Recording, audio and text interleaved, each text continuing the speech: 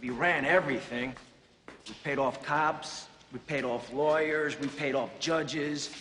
Everybody had their hands out. Everything was for the taking. You know, it's not the American dream. If it's anything but the American, it would be the American nightmare. You know, people ask me how accurate was that movie. I mean, that movie was, to me, 95%, 99% accurate. I mean, it's just amazing how he was able to capture it, you know? And not only capture me, but capture that whole life that I was in, a whole part of society. Well, the guys in Goodfellas are sort of your everyday kind of low-level, your sort of day-to-day guy who's just trying to get ahead. But basically, if you look at their day, their work never stops. They don't work 8 hours or 10 hours a day. They're always on. They're always working. And ultimately, I don't know that they're actually that far ahead at the end of the day than the, the sort of working stuff. So they're working like an 18-hour day or 24-hour day. Come on, fuckos, let's go for a ride.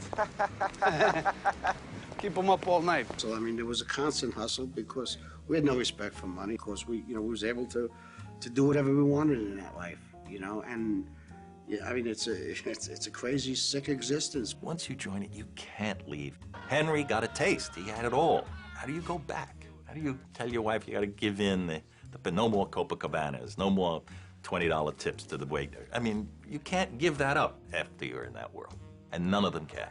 And you had Nicky Eyes. What's up, guy? And Mikey Francesi. That guy, yeah, I want to see him.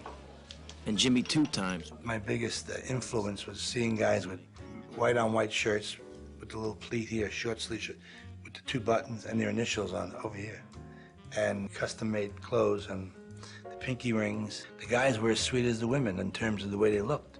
The women dressed, but the men dressed also. They peacocked, and they would have $1,000 gin games after hours. Slick guys. Organized crime, the idea is not to go around killing people. It's to make a lot of money for the least amount of effort. And as soon as the deliveries are made in the front door, you move this stuff out the back and sell it at a discount. Henry and those guys don't think of themselves as being crooks. They think of a guy as ambitious. Guy's got guts. He goes out there. He's trying to make something. He's trying to earn, which is an interesting thing to call somebody who's using a gun to get the money. But they don't refer to it, I'm going to go out and rob some money. I'm going to go out and earn. That's what they think of that as enterprise. You know, I grew into it. I mean, to me, it was normal. You know, I mean, everything normal about that life was so diametrically opposed to the way normality is. We were evil, we were brutal, immoral. And you got to take it easy. You got children. I'm not saying you got to go back there this minute, but you got to go back. I mean, it's the only way. Almost as if to balance the destruction they create. They're fierce about their families.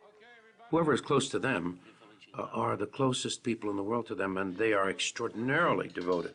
And their priorities, while maintaining an extraordinarily human side, are so foreign to the average human being. Anyway, it reminds me, I need this knife. I'm gonna take this, it's okay? Okay, yeah, I just need it for a bring little it while. back, though, Because this is a kind of person to do things that perhaps there's an inkling in all of us to do. What the fuck are you looking at? You fucking moron. You don't want to bring the chick. Certainly, in our lives, we've sat there when people were doing things we hated and said, I wish he could die. We've all felt it. Fuck, keep that motherfucker here. Keep him here. Keep him here. Come on. I think you and I might find it difficult to take a baseball bat to someone's head over an issue. Why don't you go fuck yourself, Tommy?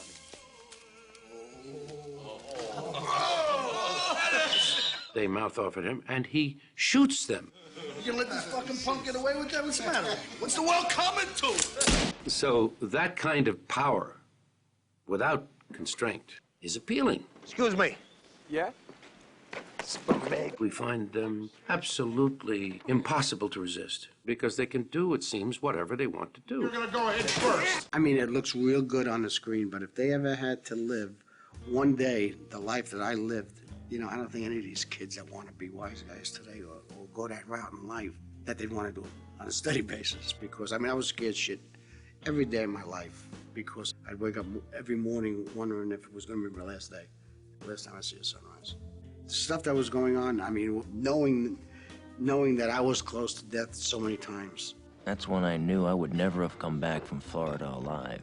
You know, and not wanting to really believe that, you know, these people would kill me. But seeing my best friends and their best friends getting killed by them.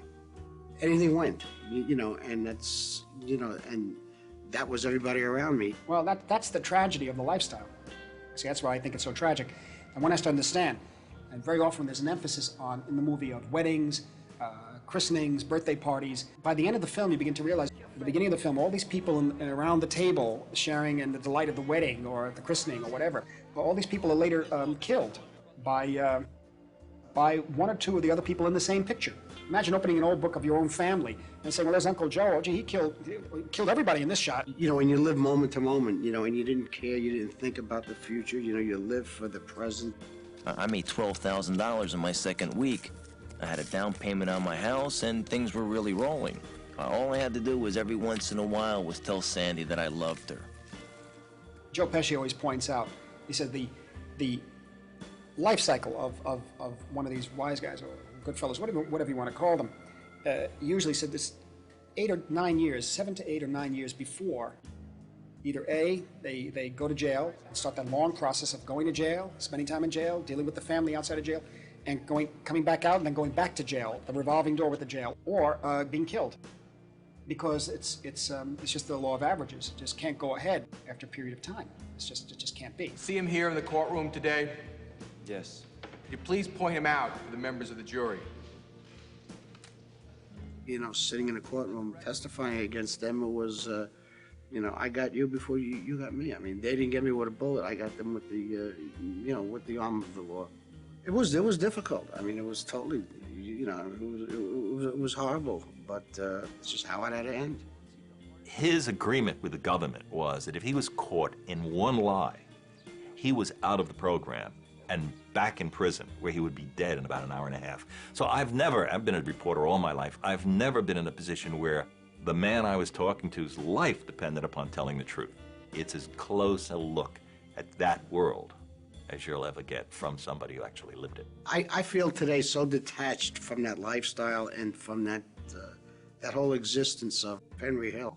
There's certain aspects of that life I'd be a liar if I says I didn't miss, but you know, I'm so grateful that I was given a second chance and that my life did turn out the way it has.